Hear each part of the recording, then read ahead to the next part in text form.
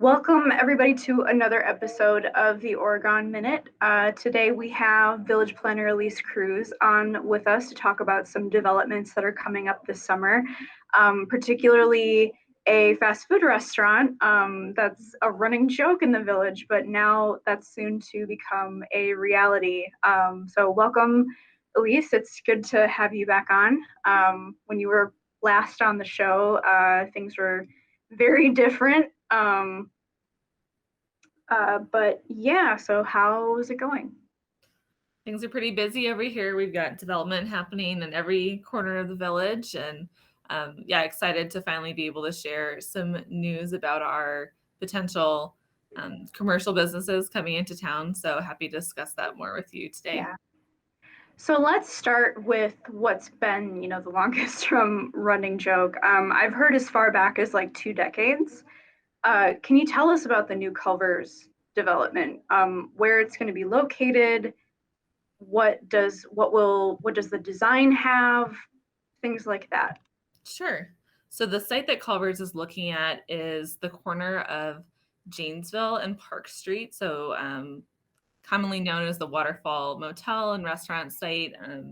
It's currently owned by local builder Dan Bertler, who's been looking for the right user for that space for the last couple of years. And this is near the hotel and near the new intersection that was constructed for folks. So kind of near that quick trip on the Janesville Street end of town. But they are looking to have this new restaurant be sort of their new next generation prototype is what they've been calling it. So the restaurant would probably look fairly similar to other Culvers from the outside, but it would have a lot of new features. So a double drive-through lane, a lot of additional space for people to do curbside pickup for mobile ordering, would have an updated, more efficient layout in the kitchen. So they really want to make sure that they're creating a safe and efficient space that's comfortable to work in for their employees and be able to get food out faster. And then probably a little bit maybe of a different design on the inside in terms of seating, and there'll be quite a large patio for outdoor seating as well. But this is a chance for Culvers to kind of try out a new prototype for store design and site layout. And so Oregon would be the first to kind of try this.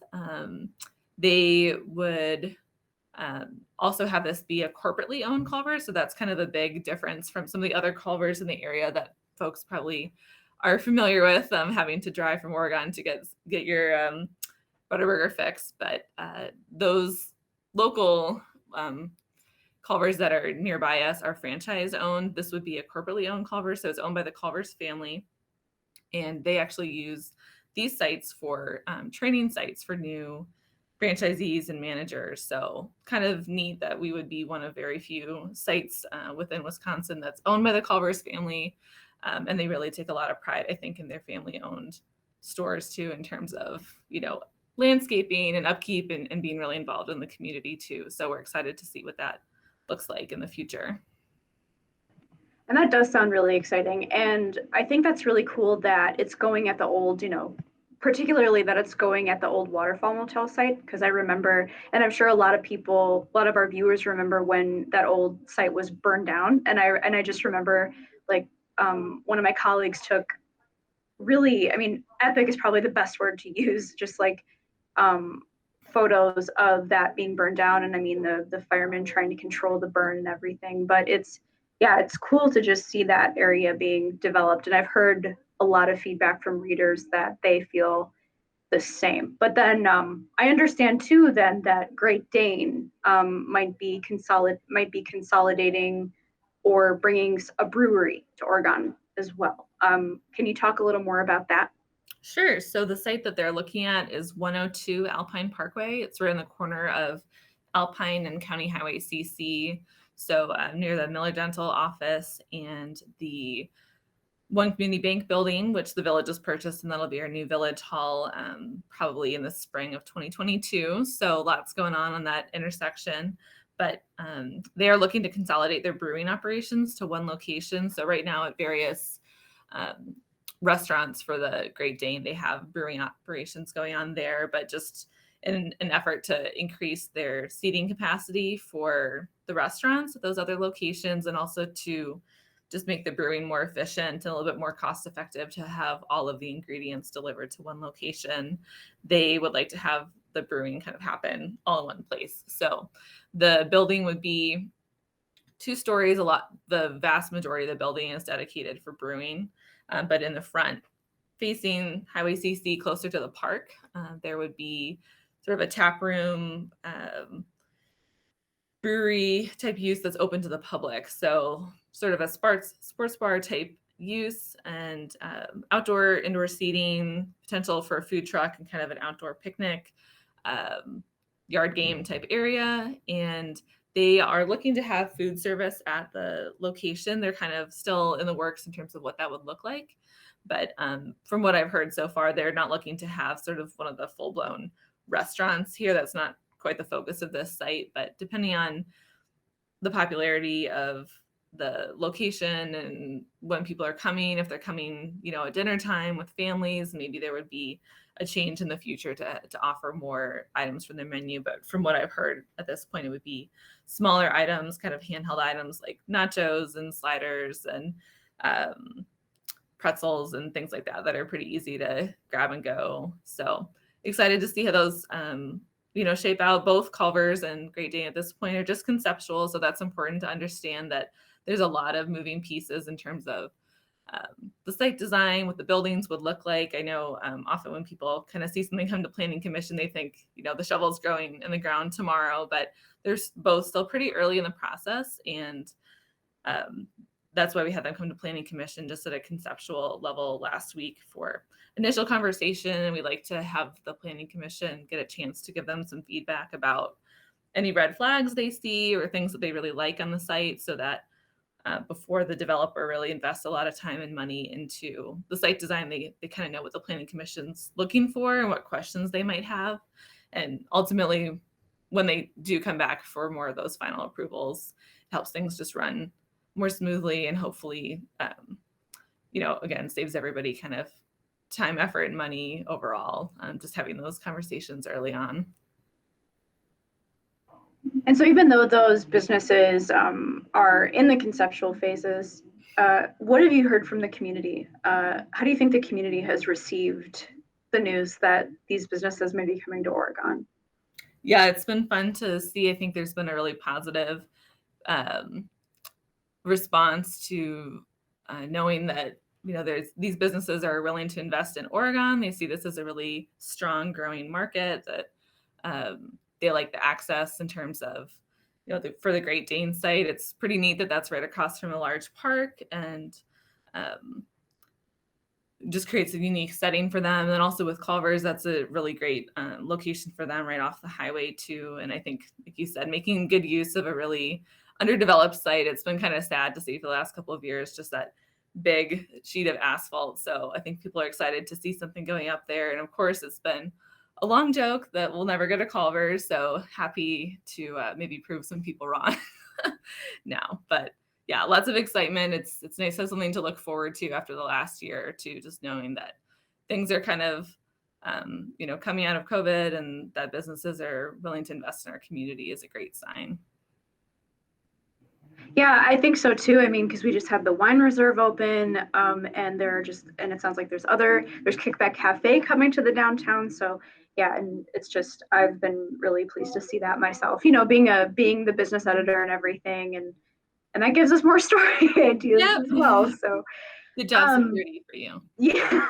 Can you tell us about can you give us any other updates about developments happening this summer? We have Lake Stone being constructed on Janesville Street. There's everything going on with with the parking, the parking situation, with the new library design. Are there any updates there that you'd like to share with us today?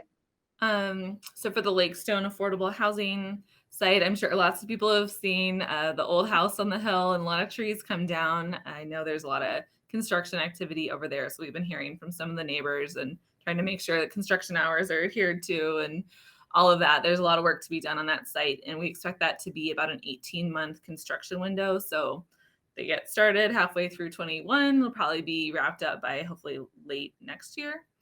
And then we hope, of course, that they'll be available for folks to move into early 2023. There is a lot of stuff happening out at Highlands of Netherwood neighborhood too. We have a couple approvals that just went through for the villas, which is sort of small lot, single family condo style development, as well as the flats, which will be multifamily residential rental property. And those are properties that are right along Highway CC, so kind of on the southern end of the Highlands of Netherwood neighborhood. And folks will continue to see a lot of single family construction, and they're kind of moving into work on phase 3 of the whole neighborhood now. So moving their way south through the neighborhood. We've had a lot of discussions about the library. It's become my part-time job, just fielding questions about that. So trying to work my way through some of these, items that the board and planning commission have tasked me with to look through, but lots of public questions and comments. So trying to keep up with everything there. But yeah, we're working a couple different options. I think it's important to remember, the parking is only one element of the site. So there's still, building layout and kind of placement on the site, as well as stormwater, green space. There's a lot of kind of competing needs on the site. And so we're trying to look comprehensively at the site. I think we'll be engaging OPN architects later this summer to do a little bit more analysis on the site design, because things were sort of left at a conceptual level back in 2019 before the capital campaign for fundraising embarked last year. So kind of taking that to the next level and seeing between making possible changes to our zoning code, potentially working on agreement with the school district to share some of the parking spaces they have across the street, if we're able to kind of reach a point where the planning commission and the board feels like they've reached a comfortable number with the parking on site there, and also again just balancing all those other elements. It's a finite space, and there's a lot of things that kind of need to go into that. So we're doing our due diligence at this point now that the board has committed the $10 million plus the fundraising amount. So things are kind of full steam ahead. But yeah, I'm sure that will be an evolving conversation over the summer, and hopefully we can again reach a point where the stars align and it looks like we can move forward with the site design. But yeah, it's been definitely a big focus for me the last couple of months.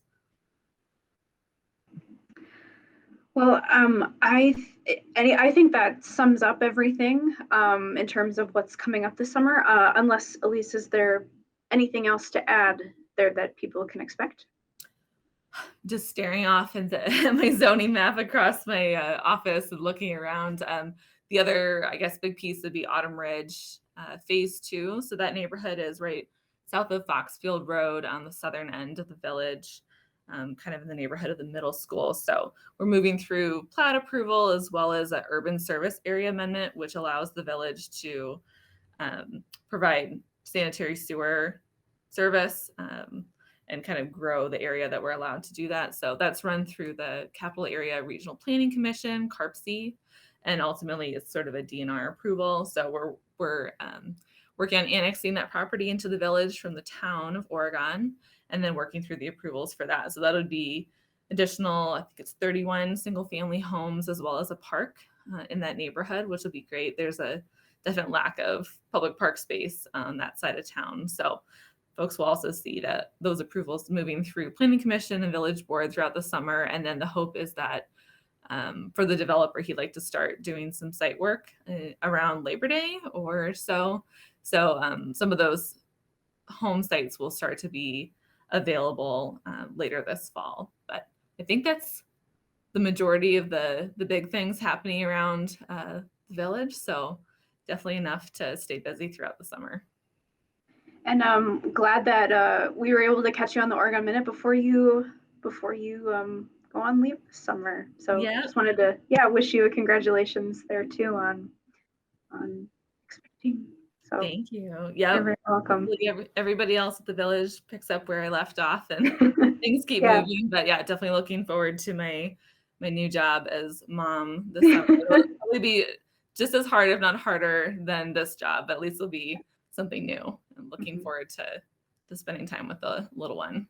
Yeah, and we were talking for our viewers who we were talking before the show, and you mentioned that your coworkers threw you a Culvers themed baby shower Yeah, slash we have birthday a party. running joke about who's responsible for bringing the Culvers to town, which of course is not solely anyone's shoulders. And of course, we have a new administrator that started a month ago, so we have been joking that his timing lining up is like we couldn't have a Culvers until Martin started at the village. But yeah, we had little Culvers themed baby shower gifts and things yesterday. So glad to keep the joke alive and well. And something tells me that it's going to keep going, or maybe a new restaurant will be of emphasis, or Yeah, something once I'm once. sure. Yeah, sure we'll find something else to talk about afterwards. Well, thank you so much, Elise, for taking the time to appear on the show today. It's always a pleasure. And yeah, and thank you to our viewers for always tuning in.